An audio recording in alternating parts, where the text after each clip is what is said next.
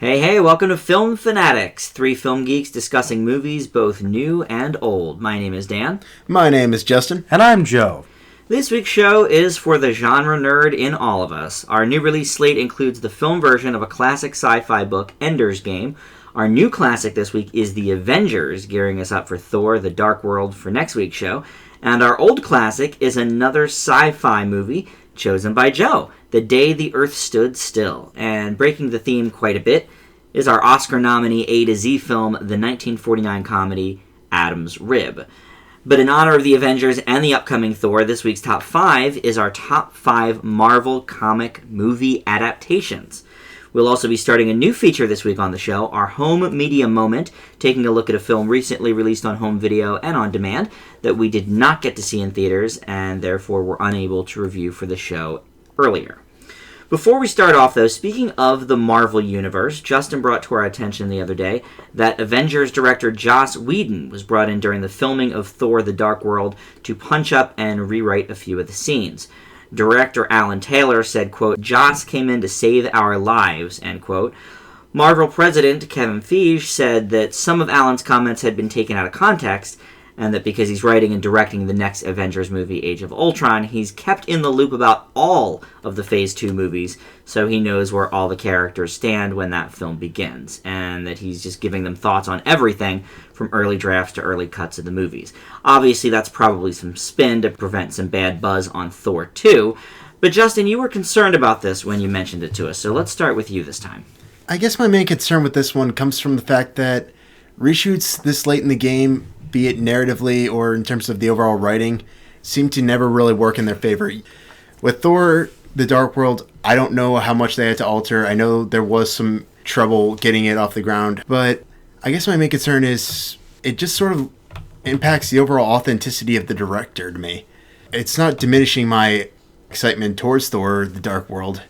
Well, you did bring up something here. You're saying that these were reshoots. Everything I've read on this is that they brought him in during the filming of the actual movie. Does that change your opinion at all?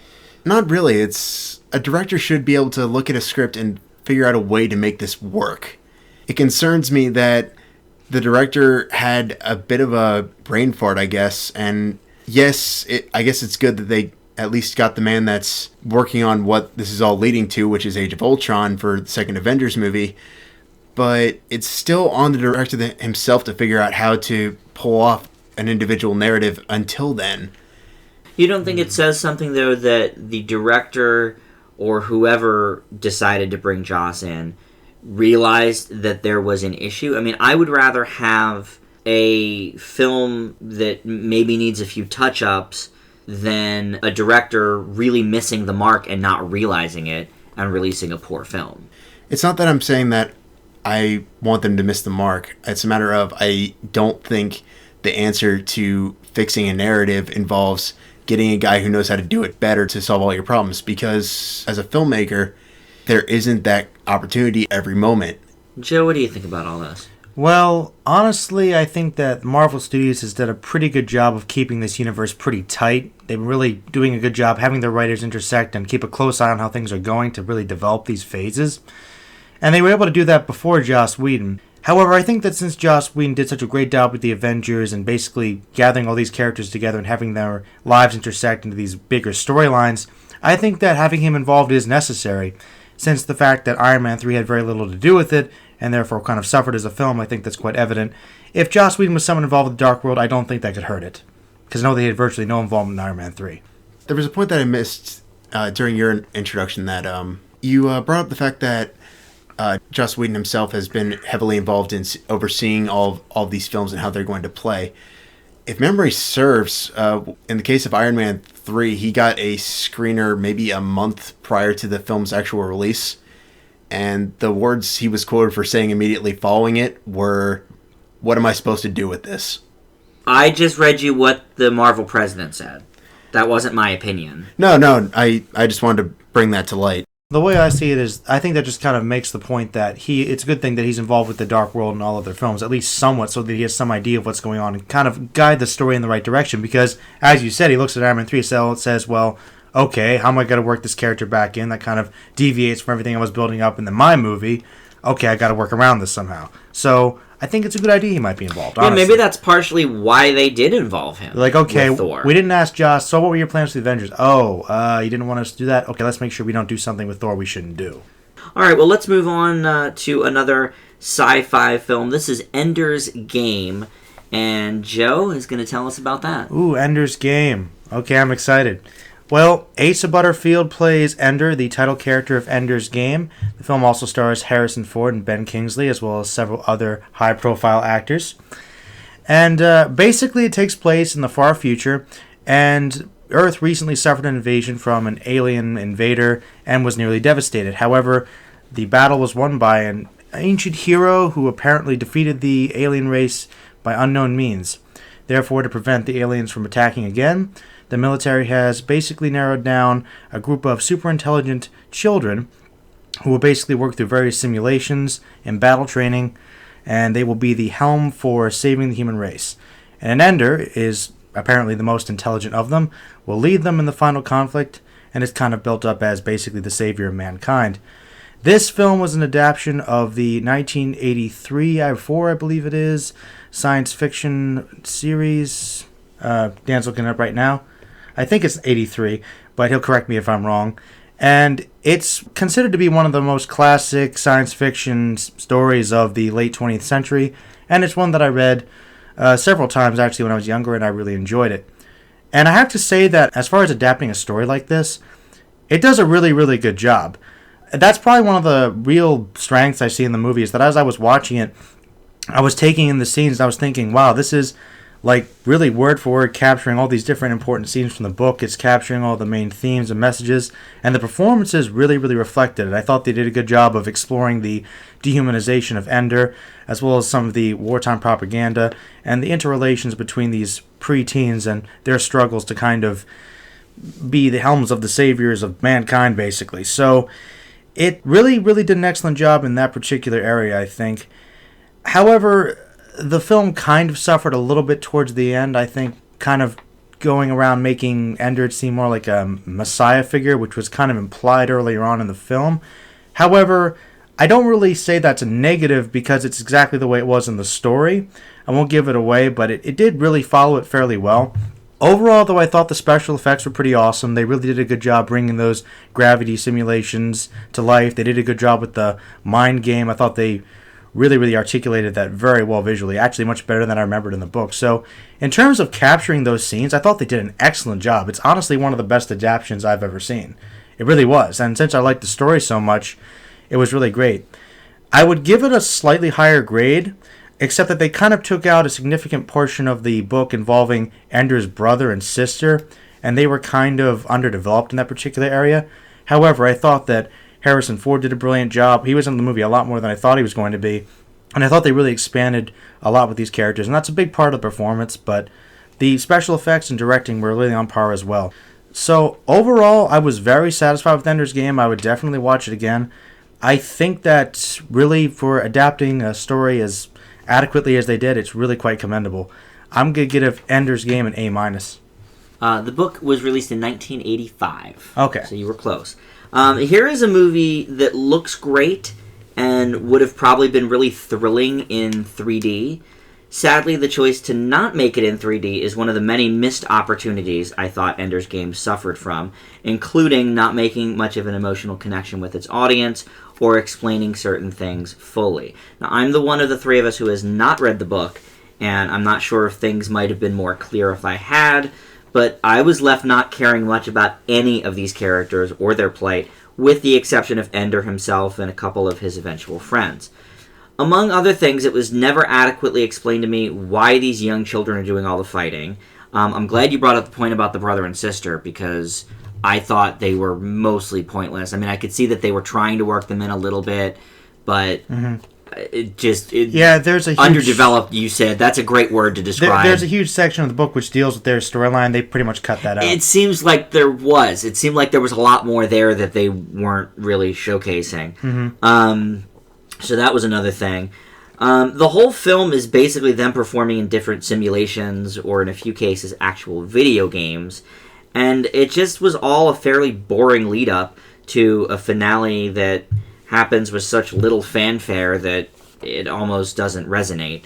It's a shame that Harrison Ford's great resurgent performance as Branch Rickey in 42 earlier this year did not leak a little bit into his Colonel Graff. I don't agree that he was very strong. I thought it was not a great Harrison Ford performance. However, I will say that Asa Butterfield and Haley Steinfeld are great. She was the female on Ender's team, and I talked about her last week in the Romeo and Juliet reboot. I thought they were great here with what they're working with. Viola Davis turns in a typically strong performance as Major Anderson. Ben Kingsley is good. And like I said, the movie looks great. And it's certainly more entertaining than one of the year's other big-budget sci-fi movies, and that's Pacific Rim. But for me, there was just too much confusion to feel too strongly about it. I leave Ender's Game with a just slightly positive C+. Justin? Okay, so before I go any further, I just want to make sure to address that this goes for all of our reviews, that these are strictly focused on the film itself and not influenced by the outside actions and behaviors specified by the author. Oh, yeah, that's absolutely true. Good point, actually. Yeah, I'm glad you brought that up, because that would be an F if I let that into it. No, I agree. Thank you for bringing that up. Yeah, that's a good point. Our opinions don't reflect the author's views on certain things. Yeah. I just want to address that before I went any further. Go ahead. Ender's Game is kind of a frustrating film for me to talk about because there's quite a bit I really did enjoy about this film, but I also found more than a couple issues. Similar to the novel, the film offers up a very engaging, albeit very dark, and I really don't recommend kids watching this narrative, but unfortunately rushes the material early in the film that could have lent itself to great drama that would have benefited from the finale that ultimately ends up running on entirely too long. Despite having a great cast, like Harrison Ford, like Viola Davis, and Asa Butterfield, who we all know and love from Hugo, everyone gives a decidedly average performance, including Butterfield himself. This makes the characters come off as kind of hollow, which admittedly may have been the point, but it could have lent itself to so much more depth in terms of the overall theme that, like I said, would have also benefited the narrative later down the line.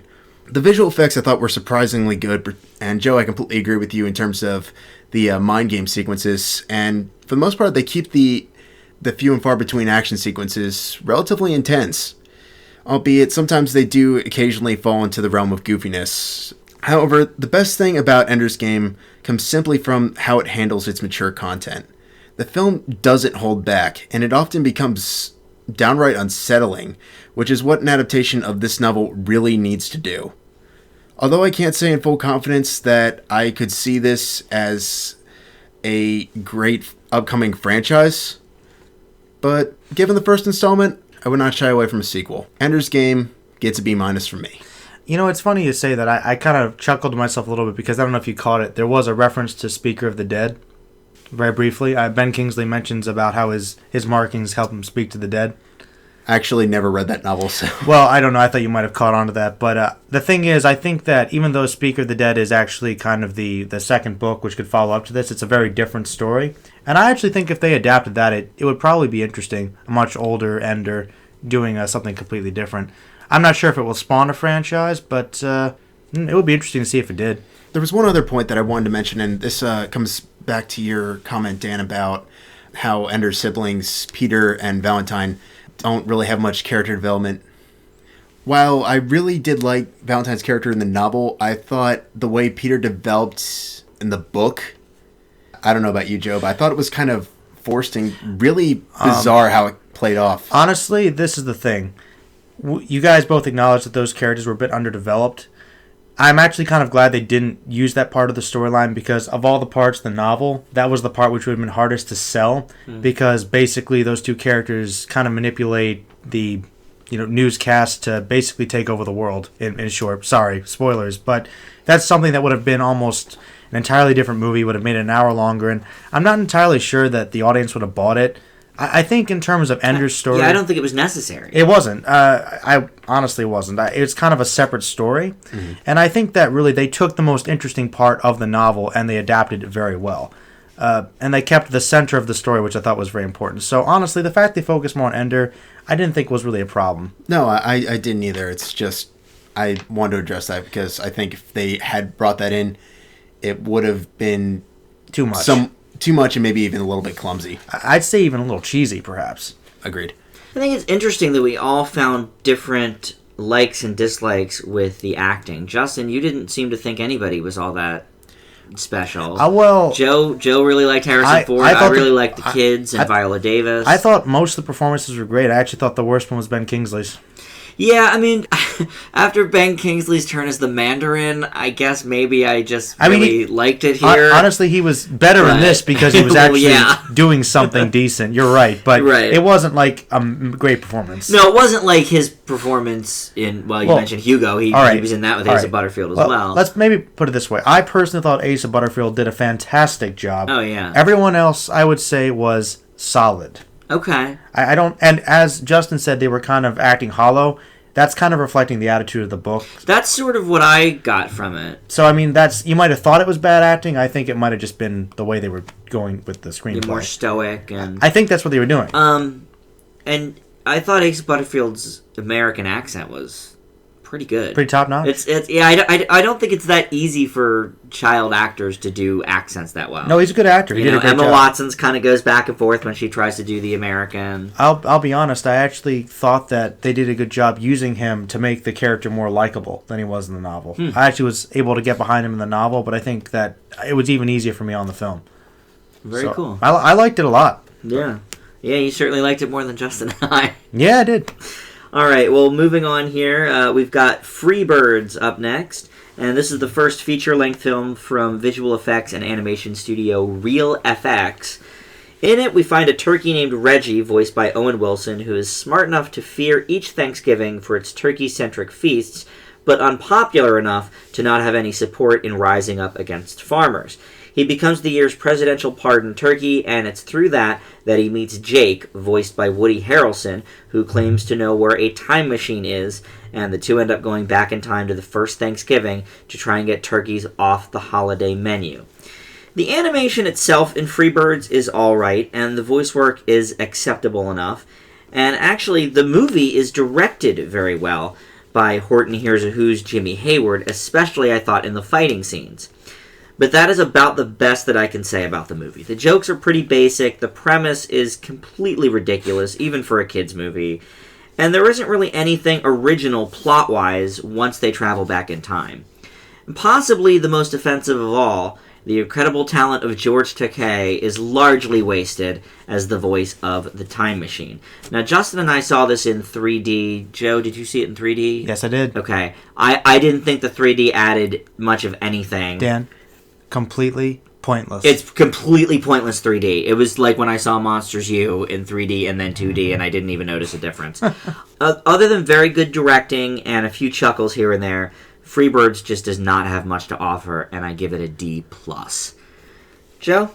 Well, this is weird for me because I thought that this movie might have been okay. I didn't think it was going to be great. And the thing about it is, I thought that there was a lot of potential for really good comedy here because there were a couple points where I chuckled.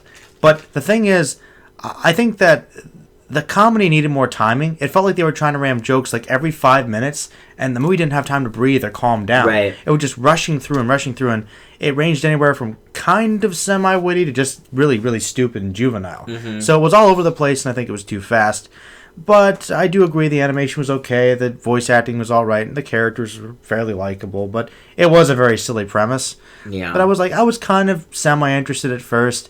But what really, really confused me was that I think at some point in the second act, maybe towards the third act, it took itself really seriously. It got kind of dark. Mm-hmm. And I just didn't understand that turn because I thought that for a movie that was trying to be as silly as it was, it didn't need to get so serious. And I have to say, I really did like Keith David's performance. He actually played, I believe it was the Chief Turkey guy. He played Goliath in Gargoyles and Spawn the animated series. He's a great voice actor, so I really liked hearing him. And George Takei had like some of the greatest scenes as the Time Machine Steve. And I kept thinking somebody when they wrote this movie wanted to make a chicken or an egg joke, but then they realized the whole movie was based around turkeys. So I mean, I guess we were all just thinking it. There was definitely some potential for wit, which I did like, but the complete change from really silly and way too fast paced to making it really, really dark kind of left me thinking, It was just a really, really clumsy movie. It was. What's funny is I actually, when the movie did go a little dark, that's for the first time, and you're right, it's like an hour, maybe an hour and 10 minutes into the movie. It was the first time that I actually perked up a little bit and was like, okay, this is mildly interesting now. No, that's the thing. It's like when it stopped. But it doesn't fit with the rest of the movie. When it tried to stop being funny is when it actually started to be almost good. But by then it was too late. Well, yeah, because it failed so horribly at the comedy portion. Exactly. That's why I thought, okay, these guys don't know what they want to do. Right. They just wanted to have the cool time travel premise and then went a bunch of different directions. So, admittedly, there were some funny parts, but I think that overall it just doesn't hold together as a film. And I would also give it a D+. Justin? So with Freebirds, which is ultimately a holiday movie, the sole purpose is to provide cheap entertainment as, obviously, the big occasion comes near. Unfortunately, Freebirds fails completely by those standards. Though to be fair, the film is honestly not that bad until the completely mind-numbing third act, but everything prior to that is decidedly average at the absolute best. The voice actors try to keep things moving. George Takei, I'll give you that, Dan. He had arguably the best lines in the entire film, even though he's got maybe 5 minutes. I wouldn't even say 5. I'd say more like 3 minutes. Well, and they could have given him so much more. Oh, yeah. You know, like he was almost like the straight man. Mm-hmm. But it's funny because it's him. Honestly, I think that if they used that time machine more, that Steve would have been a great character. I'd see a whole movie around him. Yeah, I agree. He was really the only point in the movie where I even came close to snickering. And like I said, they do really try to keep things moving, but with a story this silly and mediocre, there's only so much humor to be had without being ridiculously predictable, which it suffers from constantly, particularly as we near the, as you both put it, the very darker third act. Though, perhaps looking at it from a kid's perspective, this could be somewhat of a fun animated movie, and for that, I bump it up a little higher than I would probably end up giving it. Based on that, Freebirds from me gets a C-. All right, and Justin, you're going to tell us about Enough Said. Alright, so Eva, played by Julia Louis-Dreyfuss, is a masseuse who has been divorced for 10 years and is beginning to send her daughter off to college. When she meets Albert, played by James Gandolfini, at a party, she finds that she may be able to start a relationship again. Though Albert's actions start to parallel the loathsome description given by her fellow happily divorced client Marianne, played by Catherine Keener, and Eva desperately tries to attempt to balance both relationships. Enough Said escapes the majority of rom-com conventions, romantic comedy, with great chemistry between Dreyfuss and Gandolfini, whom both give really wonderful performances. Their dialogue is sharp, realistic, and never feels like a cheap play towards being a mere chick flick. The only real issue this film has comes from the fact that it shows its hand a little too quickly, and because of that, some things seem slightly rushed. It doesn't hurt the film that significantly, but it does make the pacing seem a bit off during the latter half of the film, which tends to focus less on the humor and more on the overall drama. The result is not bad, just different from the more witty start of the film. Overall, Enough Said is a well-written romantic comedy drama with great performances that I can not only recommend, but hope that we see again come Oscar season. Enough Said gets an A-. Yeah, Julia Louis-Dreyfuss, I think, is largely a one-note performer. Her early sketch work as a regular on Saturday Night Live about 30 years ago notwithstanding, and admittedly I've never seen her HBO show Veep, which she just won an Emmy Award for, but she usually plays a version of her Elaine character from Seinfeld in terms of her mannerisms, sense of humor, and the way she carries herself. Her title character, Old Christine, was the same on her second hit sitcom, and her character in Enough Said, Eva, is another in the same line. But it really, really does work here, the same as it did on those television shows. In her first foray into movies in almost 15 years, she really hits the mark with the Eva character, and also plays remarkably well off Gandolfini, which this is one of his finest film roles for me. An actor that really in the last few years he's done a lot of very good indie-type movies, and certainly a loss that he's not with us anymore. But what writer-director Nicole Holofcener creates here is a completely realistic set of characters and situations, and the humor comes mainly from the awkwardness and different circumstances rather than necessarily witty repartee. Holofcener also wrote and directed a little-known Jennifer Aniston film from 2006 called Friends with Money, which I also really enjoyed, and it also starred Catherine Keener, who is great in these supporting roles. And enough said, she also plays very well off of Julia Louis-Dreyfuss. I also loved the relationship between Eva and her daughter, and her daughter's friend. Honestly, this is definitely one of the better films of the year in the mature comedy kind of genre, and I liken it to one of my top 10 films of last year, Friends with Kids, in both its approach and overall tone. Like Justin, I give Enough Said an A-. Well, I'm really going to miss James Gandolfini. He is or rather was and is the star of one of my favorite TV shows of all time, The Sopranos. He really was a great actor, and it is honestly sad to see that he died so young. And he was a very nice person, too, for everything I've heard about him. I've heard a lot of good things about him. It's actually kind of sad. But, Enough Said was a really good movie. I really think you guys both spoke about the realism. I think that's the greatest strength of the film, is that everything is based around the situational nature of it.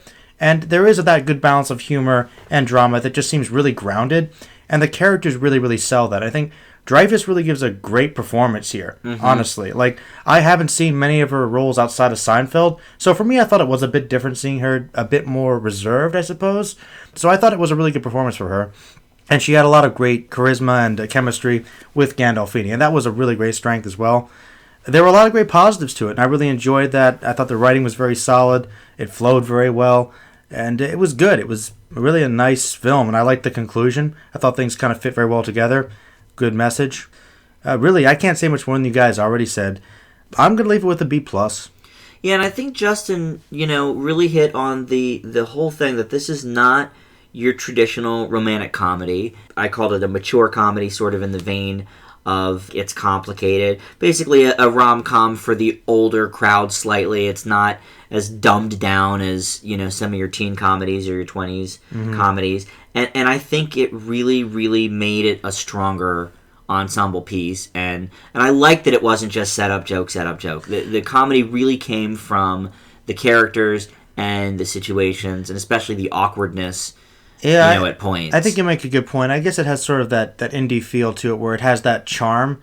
But I think I wouldn't really say it's kind of that. It's not a dumb romantic comedy, No, not at all. You see slopped out. It's a smart movie. It's a good movie. It's a real movie. It's not just something to make a quick buck. It's not pure fantasy. It's speaking to these real issues and relationships. People getting older, kind of suffering from some inner turmoil, trying to reach out, not get hurt again. It's very believable, something that everybody can relate to, and that's a good story. And that's something that is not you don't see very often. You don't go to the movies, expecting something escapism and fantasy. It's something you can go and see as a reflection of everyday life, and it's good to see movies like that. And I thought that was a great thing. It was good. I don't think we see enough of them. No, we need more movies like that. Yeah. All right, we're going to move on now to our new feature, and that is the Home Media Moment.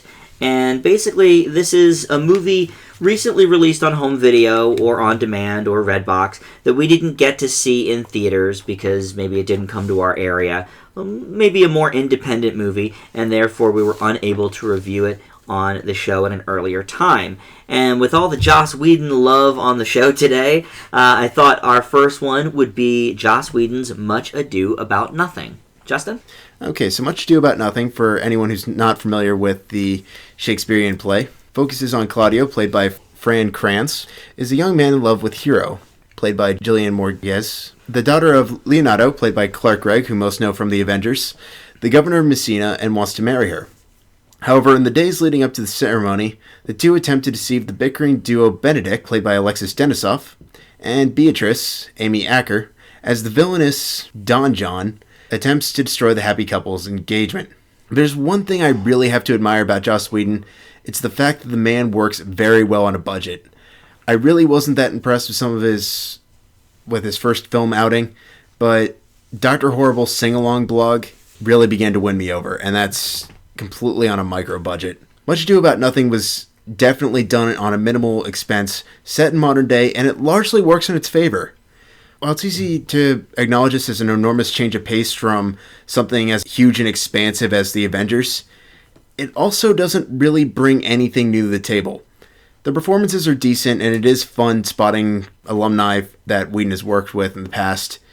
The narrative is entertaining, and the humor works, albeit with most Shakespearean adaptations, it does take a little bit of time to actually comprehend the Shakespearean dialect in terms of what they're trying to say and how it might be considered humorous. But there's just not that much more than what's merely being presented. The effort is appreciated, but I really wish Whedon had brought a bit more to the table. Much Ado About Nothing gets a B-. Yeah, Whedon's choice to do the movie in black and white was a smart one, because his directing in it has a very classic golden age of Hollywood kind of feel to it, even though it takes place in present day. And like you mentioned, his usual cast of favorites is here. I don't think you mentioned Nathan Fillion, but he is on board here as well. But unfortunately, it doesn't all gel.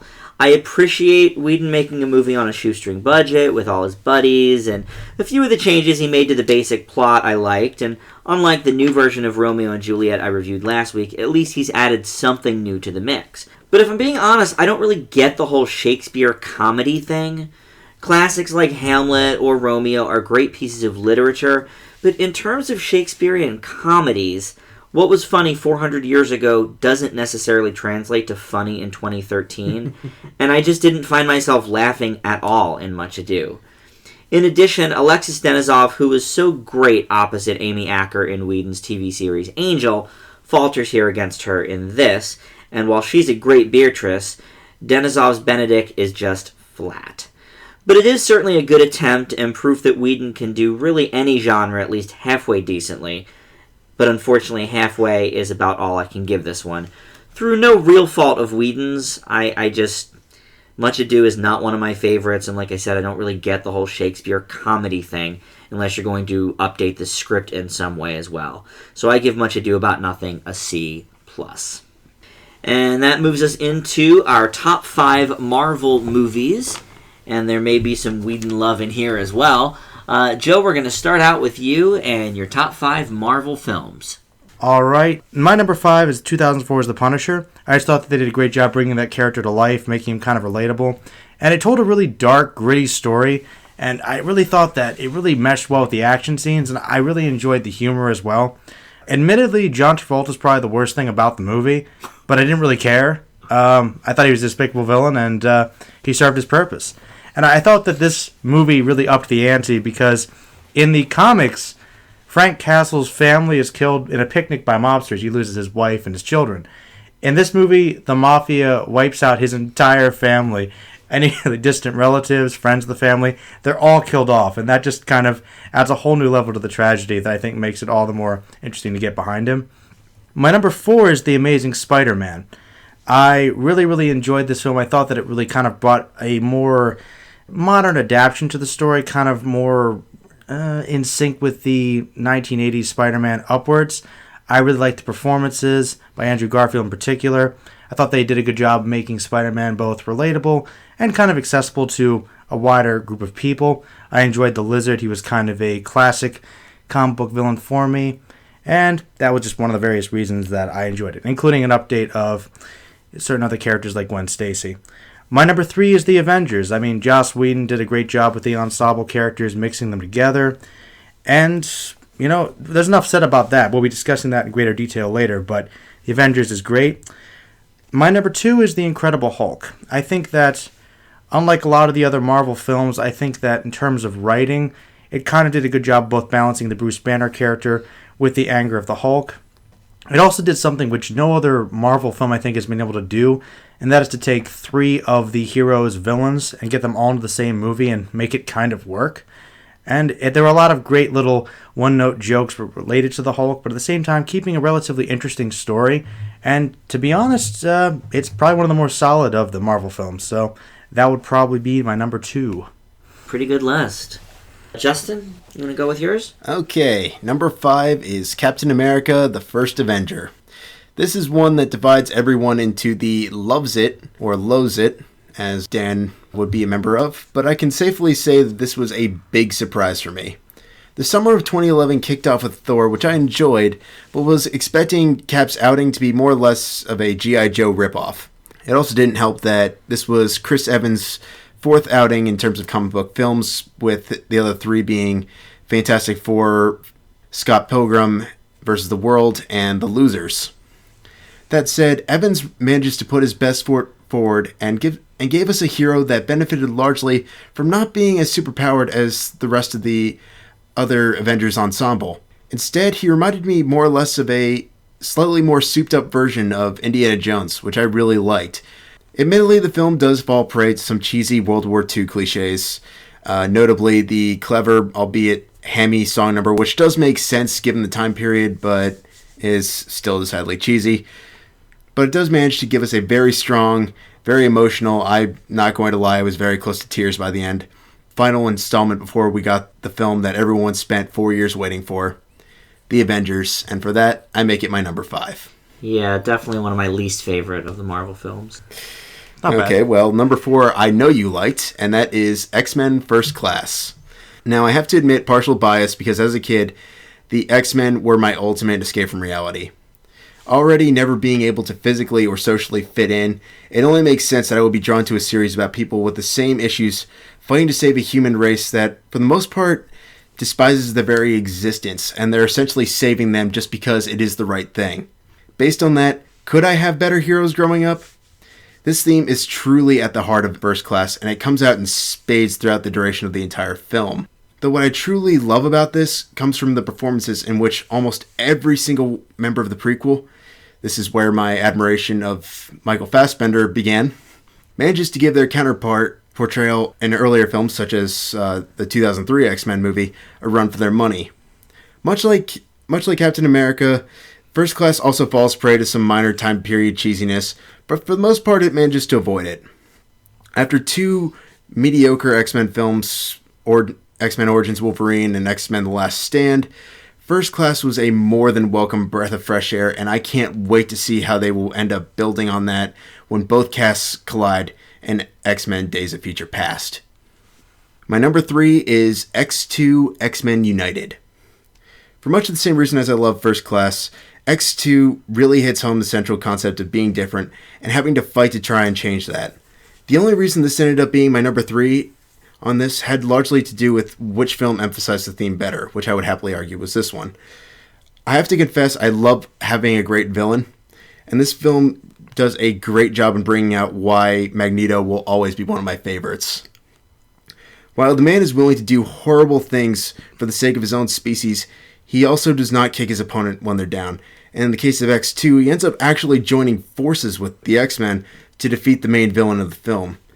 Because of that, he becomes almost an anti-hero as much as he is an antagonist, and I love how that gets implemented throughout the narrative.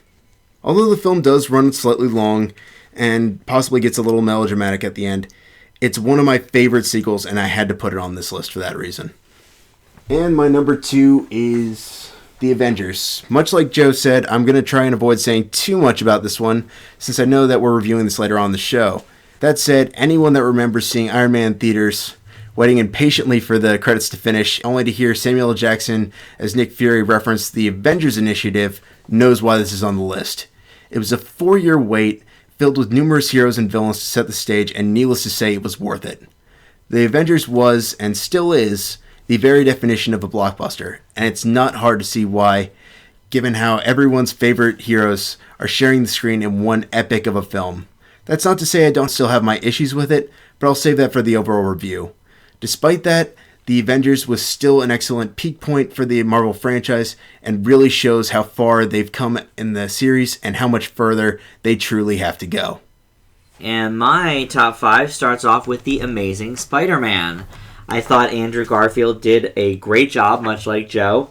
I was really surprised by this movie. When I first heard it was happening, I just thought, why does this need to be made? The original was nearly 10 years ago. And another origin story, but it's a different origin story. I'm not much of a comic book person as these two are, so for me I come into all of these kind of movies just with the movie in mind and not pointing out the different intricacies that they missed from the comic books. But the Amazing series is a completely different series of Spider-Man books, and I thought The Amazing Spider-Man was a story worth telling. I thought Dennis Leary was really good. I thought the family stuff with Peter Parker was good. I'm a huge Sally Field fan, so that... Martin Sheen, too. And Martin Sheen, so that certainly didn't hurt.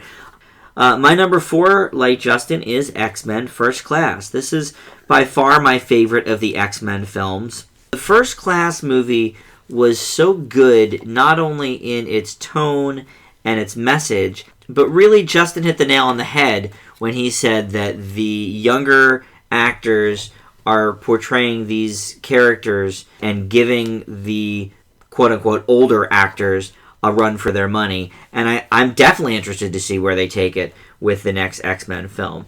My number 3 is Spider-Man 2. Now this for a long, long time was my favorite Marvel movie, my favorite comic book movie. But I have to say, after seeing The Amazing Spider-Man, I would say that Andrew Garfield is a better Spider-Man than Tobey Maguire was.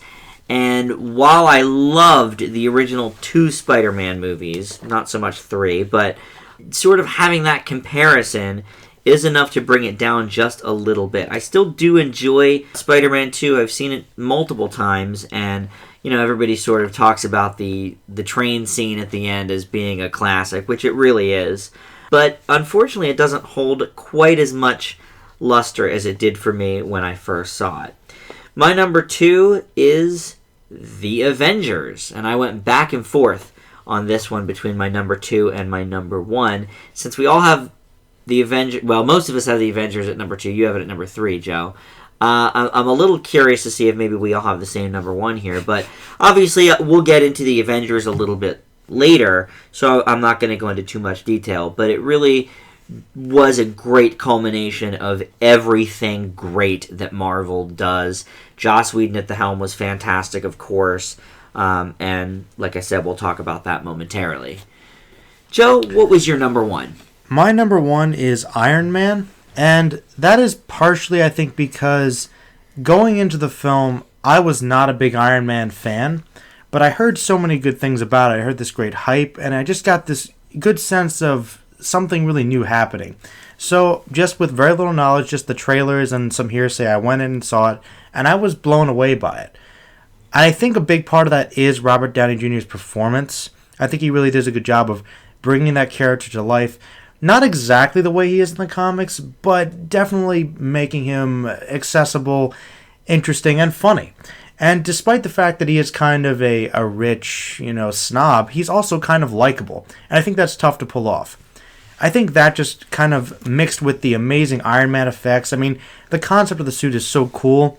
And I think it tells a really good story about a guy who was corrupted and after being brought down a peg, kind of tries to turn his life around for the good of the people. And I think that in terms of just being a good story about the growth of an individual, as well as just being a hero, combined with the great effects, I think it's what a superhero movie should be. In terms of the writing, I think it's probably the most solid of all the individual characters that the Marvel Studios has produced. The Avengers is a culmination with support of many of his characters, but Iron Man, I think, is one where the main character really holds his own story by himself better than anybody else. It's just a good time, and you can watch it many times and it doesn't get old. It's great.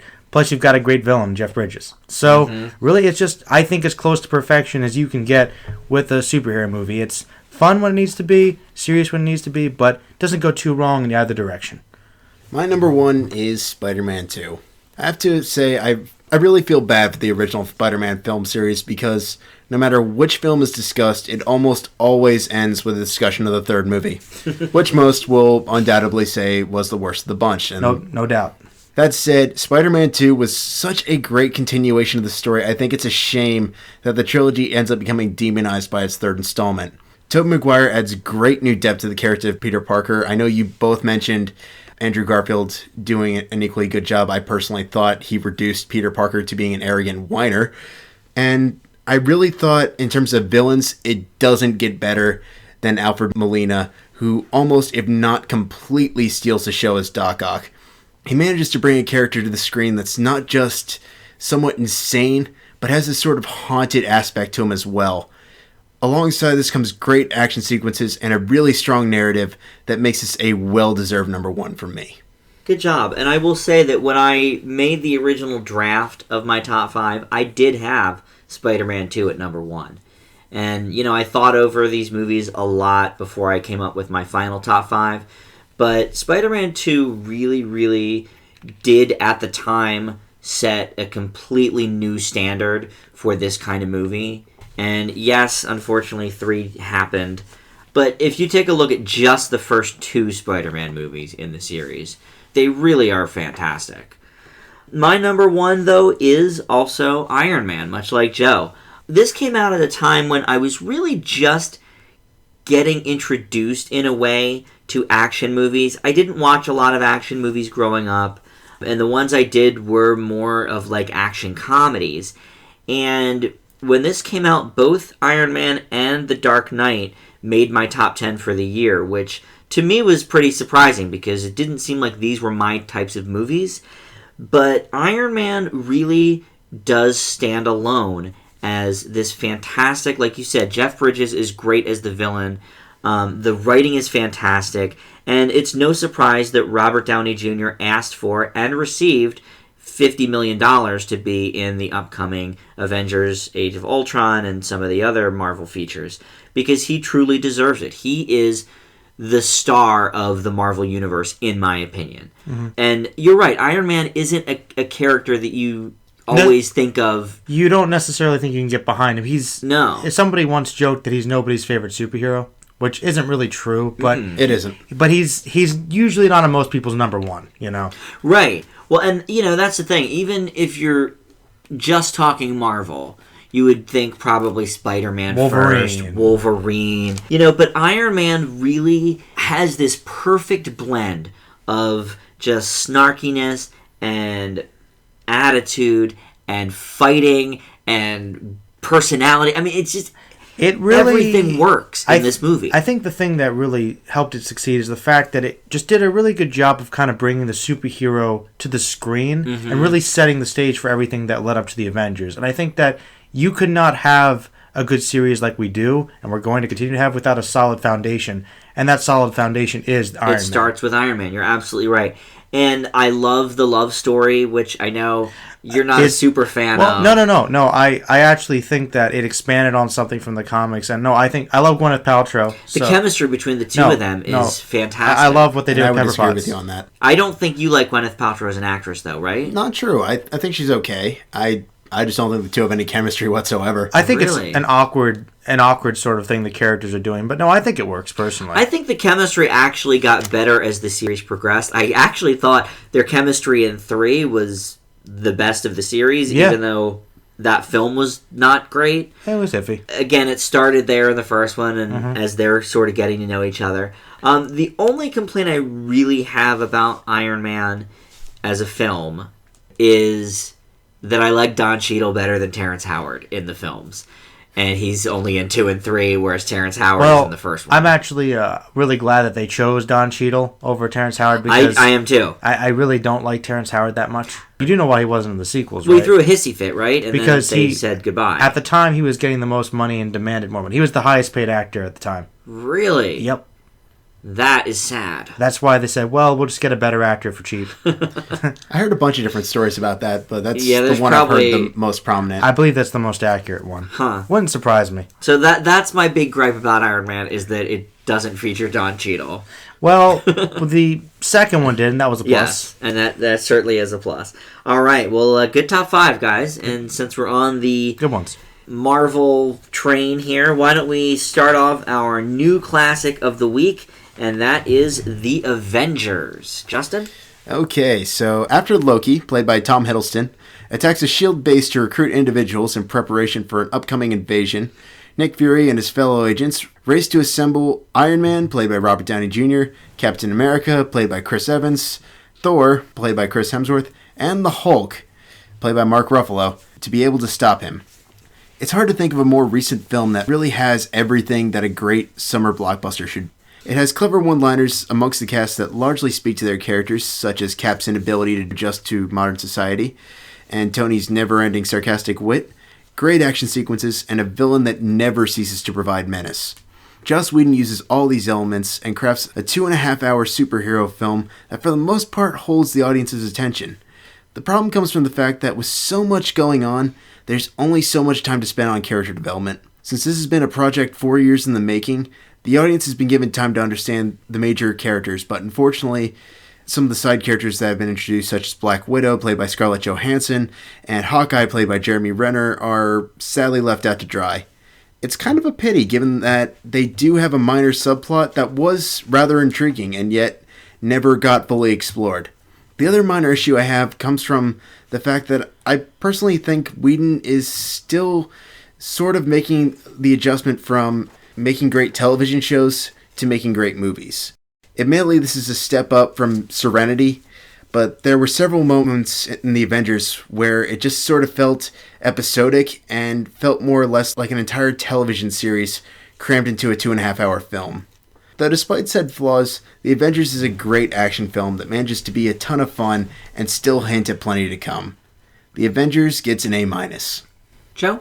Well, overall, I really enjoyed The Avengers. I was looking forward to it for quite a while, and I have to say that I was not disappointed in it, really. Justin mentioned he thought that there was kind of a lack of character development, but I believe that this film was already kind of alright in that department, because, as he mentioned, we had these films, basically with enough time to set up for getting to all these different characters. So, with that groundwork established, I think that the best thing about this film was that we had all these characters interrelating and the banter, and it was just really enjoyable. I think that much like Iron Man and many of the films before it, this film really is a good example of bringing the superhero story to life on screen and really just blending those different characters with their fun performances and that witty writing that Joss Whedon often brings us, combined with these really awesome action scenes, as Justin also mentioned. I really enjoyed it. I don't really see any major flaws with the film. The only real reason I wouldn't give it my maximum grade is because I do believe that there are some little points that are rushed, and the first half hour, 45 minutes of the film, after you watch it several times, it does feel a bit slow and kind of drags, because the whole thing is building up to this awesome action scene, and that's really what the whole purpose of the Avengers is, just to see all our favorite characters interacting, having fun, and saving the world. And in that particular goal, it succeeds. So, other than the fact that it was a little slow in the beginning, I'm going to leave the Avengers with an A. Yeah, this movie was in my top 10 of last year. It's certainly one of the best superhero movies ever done. We all had it in our top 3 of the Marvel films.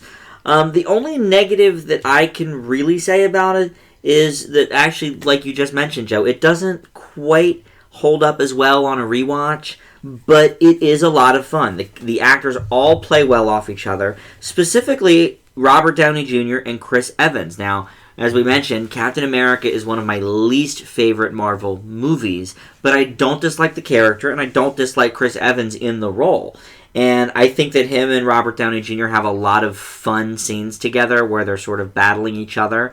The exciting conclusion is something that Man of Steel earlier this year could have taken a lesson from. I think this movie is well-paced, thrilling, and comedic all at the same time. I do wish they would have given Hawkeye and Black Widow a little bit more to do, specifically Hawkeye, because I'm a big Jeremy Renner fan. And Scarlett Johansson is certainly growing on me over these last few years. But I do think that they're, for the most part, wasted here. Clark Gregg is fantastic as Agent Coulson, who you can now see weekly on the Agents of S.H.I.E.L.D. television show. And Sam Jackson as Nick Fury. I love that, in all of these Marvel movies leading up to the Avengers, he was, sort of a cameo here, one scene there. And in this, he really has a lot going on. And he plays the role great, as you would expect. And if you've seen any of the other Marvel movies, you already know that he would. But I do have to take a little bit of issue with what Justin said about Joss Whedon's television to movie transformation. I think Whedon is very at home in front of the movie camera, and I thought his directing here was really good. It did not feel like an extended TV episode or a TV movie or anything like that. It felt big on a very grand scale, and I think he did a great job with everything going on. I think in terms of making an epic blockbuster, it really did feel like a movie. I guess I can kind of see where you're seeing these fragmented episodic elements, but since films are scenes, I guess you can make that argument for any movie. Well, there's also a lot going on in the Avengers, which I can understand. However, there were bits where it just felt like next time on the Avengers. And because of that, like I said, it felt like an entire television season, crammed into one entire movie. The one scene that stuck out to me the most that felt that way was when they first try to apprehend Loki, and there's this whole goofy bit with them like finding him at this art museum and he's in disguise, and it just feels like, okay, the rest of this is going to be let's try and hunt down Loki. And well, let me help you look at this a different way. Instead of thinking of it as a television series, think of it as trying to do a 5-issue comic book story arc in one movie, in which it takes you about a half an hour at most to read one issue, and so ultimately you get like 5. That's basically what I think he brings us. Like your usual, like maybe 5-part major comic book storyline. I mean, I think that's really what he was going for. Which I can understand, and to be honest, that's the basis of a lot of comic book adaptations. However, that still doesn't really change the overall episodic nature that I felt while watching this movie. Admittedly, it did get better as the film went on, and it really helped out immensely during the final act, where we really never spend too much with any one person as they face off in the middle of New York during an alien invasion. I will admit, I think that admittedly Black Widow and Hawkeye don't get quite as much spotlight as the major characters do, but that is kind of because they are meant to be support characters. However, I did feel that every single character in the Avengers got to do something awesome and did have a moment in the spotlight. So I was happy. And hopefully we'll get some spin-off films to expand on that. Because if you think about it, Hawkeye, this was kind of his introductory film. We had him very briefly in Thor. This is kind of the time he got to shine. And, I mean, dare say, I think people didn't think Hawkeye was awesome beforehand. Now some people might. Which is why I was really hoping they were going to do more with him. Instead, they kind of beat around the bush during the first act of what they could do with him, and then decide in the third act to make him a major player in the alien invasion. If you think about it, he was one of the main antagonists for the film, and I think he really grew. And admittedly, they didn't have a whole lot of time to focus on him and Black Widow's characters, but what they did give us, like you said, was intriguing. And maybe they'll expand more on it, because he kind of did have his entire mind warped by Loki after being turned into a slave. So there's definitely something to look at there. Now, you had the Incredible Hulk on your top 5, Joe. Mm-hmm. Would you say that Ed Norton is your favorite Bruce Banner? Yeah, I would probably say he's the best version of Bruce Banner that I've seen on film, because he really does a good job of selling that character the way he usually is portrayed. Mm-hmm. And it also helps that Edward Norton is an amazing actor. Yeah, and I think that's a big part of it. He also looked the part, he acted the part, and Bruce Banner's not always the most likable guy, but you can still kind of get behind him for what he's going through. However, I don't think that detracts from Mark Ruffalo. Yeah. I think if Mark Ruffalo is in the future Hulk movies, which I'm guessing he's going to be, that's fine. They took some liberties with the way I think Bruce Banner's normally portrayed, but they made him more likable. They made him more down-to-earth, and I thought it worked for the version of Hulk they were going for. So I was happy with it. I think that Mark Ruffalo is fine. Okay. Yeah, I was just wondering that, because I think Ed Norton did a good job. Obviously, he is a great actor. But I thought that Ruffalo's Bruce Banner was more likable, more relatable. I don't know. I prefer Ruffalo, I guess, to Norton in the role. Mm-hmm. Justin? I did too, and I really wasn't expecting it. When they revealed that Ruffalo was going to take over, much like with the Thor thing, I was kind of concerned. Mm-hmm. Well, I think I felt that way as well, because I honestly believe that Edward Norton's just a better actor, at least from what I've seen. So when I heard about that casting change, I thought it was going to be really, honestly, not good. It was one of the biggest things that concerned me, too. But I was very pleasantly surprised. Yeah, and there's another actor that plays well off of Robert Downey Jr. in the Marvel context. I think Bruce Banner and Tony Stark really have a few good sparring scenes in this movie. And there's a friendship to build off. That's another connection. And I think that's one of the things that Joss Whedon does really well, is he knows characters and he knows how to get them to interrelate and make it believable and have them be likable. And if you're going to have superheroes, especially something as big as the Avengers, going off saving the universe, you need to have those grounded, likable characters with that witty dialogue. Keeps us coming back for more. Yeah, agreed. I don't think I gave my grade, but I give the Avengers an A. All right, Joe, you picked our old classic for this week, and it is a true classic, The Day the Earth Stood Still. Now, this is the original version. Yes, Dan, this is the original film. So tell us why you brought this to the table and a little bit about it. All right. This one is basically because the previous ones that I brought to our OCT were not what they were originally expecting. I'm kind of known as this big fan of science fiction. Sci-fi has been a big part of my life since I was very young. Watched some of these things when I was a kid. before I even knew what they were completely about. So it's kind of been integrated into my brain due to my family. And this is kind of one of those films that exemplifies that. The Day the Earth Stood Still is basically a classic science fiction film, probably one of the best of the time. And it follows this character, Klaatu, who comes from a planet apparently somewhere unknown, far distant, and he's traveled millions and millions and millions of miles to get to Earth because he has a special mission. He has to deliver an important message to all the leaders of the Earth. However, he is met with fear, paranoia, and hostility. So, he cleverly escapes the authorities who imprison him in a hospital, and he finds himself wandering around the city, Washington, D.C., and befriending a family and hopes to learn about the people through a young boy and his mother. I think this film is honestly really, really excellent in capturing what science fiction is really about. It's got this kind of timeless message that I think really, really is at the heart of a lot of the world's problems. And it's what science fiction is really for. It's for exploring these humanistic problems, but through kind of more fantastical means. I really like the character of Klaatu.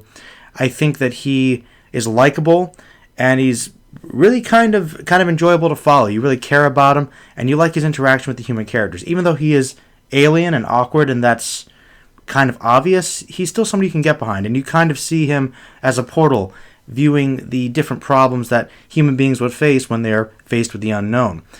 And I really admit that the acting is pretty good, and the writing is honestly, as I would say, pretty solid. It really holds together very well. It's got a strong message, and it knows what the point it's trying to make is. And I think that it's not too preachy, at least maybe a little bit towards the end. But considering the time it was made, I think some of the points it's trying to make were very relevant at the time. I guess the biggest negative that anyone could point at would be the special effects. I would admit that Gort, the classic robot, being obviously a man in a rubber suit, might faze some people, but considering the fact that this is kind of, honestly, some of the best special effects of the time, I think it's really noteworthy, and honestly, I enjoy it. This is kind of a personal favorite for me. I've always loved it. I think it's honestly one of the great classic sci-fi films, and admittedly, there are some cheesy elements to it, but I find that I can kind of forgive it. I'm going to give The Day the Earth Stood Still an A+. Oh, very good, very strong, and obviously a great choice, if it's one of your favorite movies. I love it. Yeah, I actually really enjoyed this. I'm kind of surprised you did, to be honest, Dan. Well, Same. Here's... why were you guys surprised? Because I know that you are kind of iffy about science fiction, and I thought older science fiction might be worse. I don't know. What's funny is I prefer older science fiction to new science fiction because of growing up in my house with my dad, who huge Star Trek fan, Twilight Zone, Outer Limits, all of that really old classic sci-fi stuff. All things I like. All the things that you love. And I really enjoyed the story of this. I thought the concept was really cool. It was certainly original for its day. I don't know. I had a few issues with the plot. And I guess more specifically different plot points. The plot as a whole was good. But I don't know. I liked that the family took in Klaatu and didn't really even know that he was an alien. But the dynamic with them, I really liked. It is interesting to note that Spencer Tracy, who we're going to talk about in Adam's Rib, our Oscar movie, was originally considered for the part of Klaatu. Really? And I think Michael Rene, who ended up performing the role, did a really great job. Can't really picture Spencer Tracy doing any better of a performance. You guys really pointed out something when we were watching it. He really did have that Rod Serling kind of He did. He feel. had a very Serling kind of pentameter. And he's got that strong presence. He's both kind of unsettling but kind of intriguing at the same time. Yes. And another positive I thought was the movie was directed very well.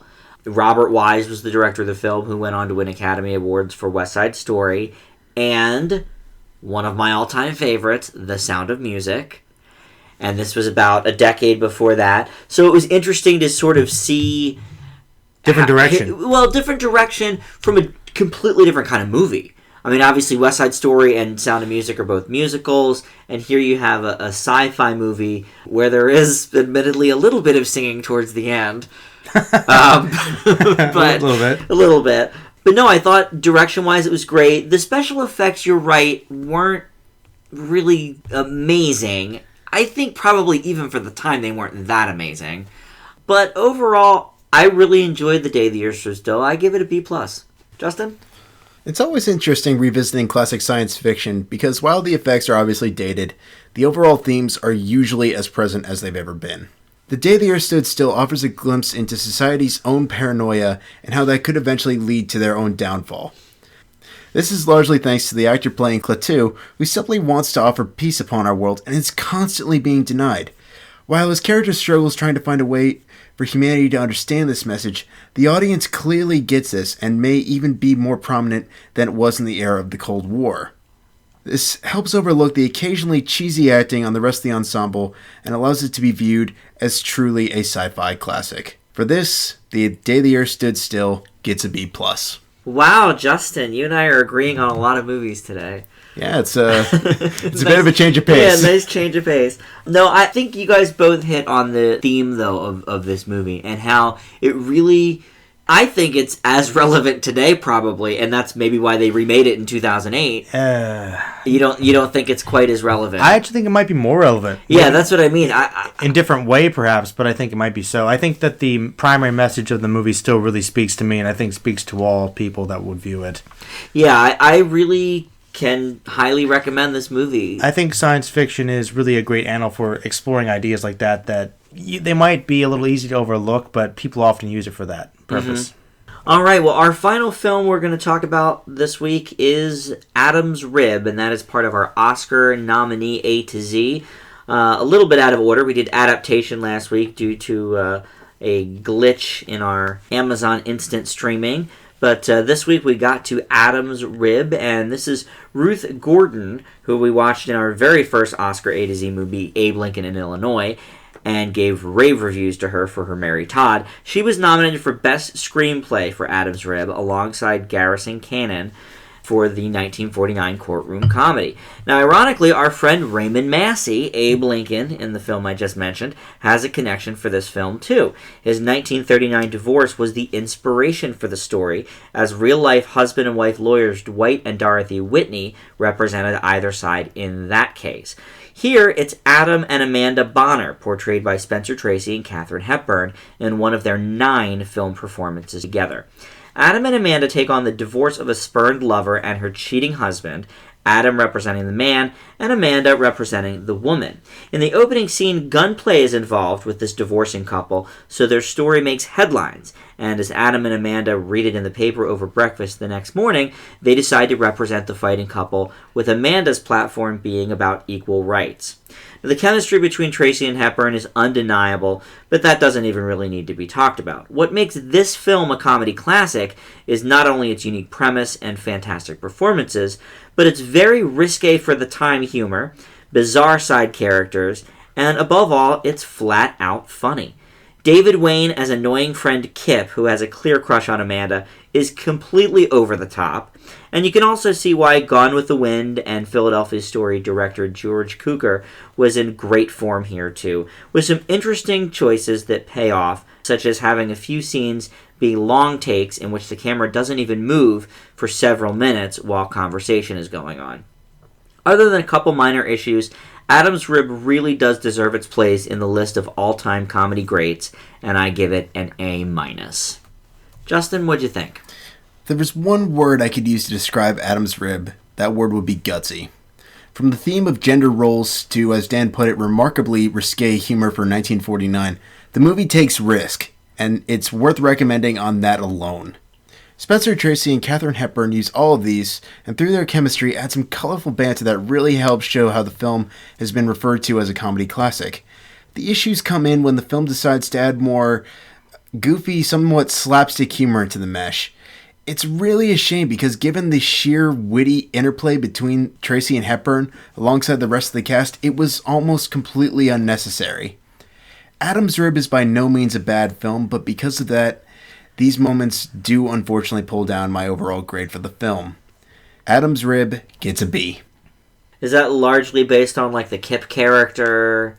The Kip character doesn't really go anywhere. He's just basically comedy fodder, which isn't bad provided that it works. To me, his comedy came in spurts, and much of the time he just came off as more or less annoying than anything else. Though I will say you are completely correct on the fact that he's over the top. It's just whether or not he was over the top and funny that comes into question. Right. Well, I think, when you sort of take into consideration the time period, the risque humor involved, I think he adds a little bit more to the mix than we originally suspected. Because when we first saw him pop up, we all were kind of like, what is this guy doing? What's happening? I think he was playing a piano in the opening scene and doing this, look at me bit. Which, I guess is a little detracting from the main story. But, the whole thing with Amanda's gender equality thing, and then here's this guy who's sort of trying to horn in on their marriage as they're fighting in the courtroom, which leads to fighting in their home. I don't know. I thought his character was maybe not necessary, but I think it did add something. Joe, what's your take on Adam's Rib? I thought Adam's Rib was a pretty good movie, actually. I agree that I think that the strongest thing about it is pretty much the chemistry between the two leads, and that brings out a really good deal of comedy, just them kind of shooting their lines to each other. And I also really thought that it was also very risque, and for that I think it broke ground, not just because of some of the sexual puns and whatnot, but I think because the subject matter was very poignant for the time, kind of like looking at men and women as different and the same in certain circumstances, plus the kind of focusing on what they were going to eventually charge the woman with. And I guess that's kind of why I would give it a slightly lower grade, is because I thought that was the most interesting part of the movie. And there was definitely a lot of humor to be had because of the marriage, and I understand that's what the point of the film was. But I really wish they had expanded more on the trial scenes, because I really liked those. Yeah, those were probably the best in the movie. And I wanted more of that. And I thought that some of the stuff at home was kind of clumsily handled, and we kind of all made fun of the transition, which was basically just like a title card. And that got forgot about that. Really that was bad. That got really distracting. That kind of took it away a bit for me, because I thought that sometimes I thought the audience was stupid, maybe, or maybe it was a parody. I'm not sure. I liked some of the stuff about the marriage, but I believe also the Kip character. I thought he was all right, but he did get kind of obnoxious at points. But then again, maybe that was the initial intention. It's one of those things I'm not really entirely sure what worked and what didn't work. But for the most part, I did like the interplay between the characters. I liked what the film was about. And I did think that it had some really funny scenes. And I think that it also did break ground for the time. So I would give Adam's Rib a B+. Nice. Yeah, I do agree that the courtroom scenes were the best in the film. The judge was hilarious. I loved the scene where the lady lifted him up. Yeah. Because to prove that she was physically strong. That was hilarious. Yeah, at one point Amanda brought in a whole slew of women. To prove that they were important. Right, to prove that they could do anything a man can do and that kind of thing. But that was good. I enjoyed that. Yeah, and it definitely did break ground for the gender equality stuff. Even really, having a female lawyer is possibly groundbreaking for 1949. I knew that in the 40s they existed, but yeah, to see one as like a actual role in a film as one of the leads was really definitely different for the time. Yeah. All right, well, that is going to wrap up the show for this week. A little sneak peek at next week's show as we review the new Morgan Freeman, Robert De Niro movie, Last Vegas. Our top 5 is going to be films that take place in Vegas. And, of course, we'll have all of our triple feature and some other great new reviews. And that will include Thor as well, The Dark World. So lots to look forward to on next week's show. And you can check out Joe's YouTube channel, which just got a recent name change. I'm now Merlin the Mighty, and you can check out my reaction to the newest X-Men trailer. And I gave Film Fanatics a shout-out. Oh, very cool. So, thank you for that. Hopefully some of my subscribers will get over here and listen to us talk about movies. Yeah, for sure. And we do thank everybody that has listened, and you can join us on the Facebook group if you want to do that. That's Film Fanatics with an exclamation point. We also have our Twitter up and running, which is at Film Fanatics Pod, and every time we update with a new video, we will tweet that out so you can link right to it from the Twitter. And that's it for the show this week. Thanks for listening, and we'll see you back here next time. Bye!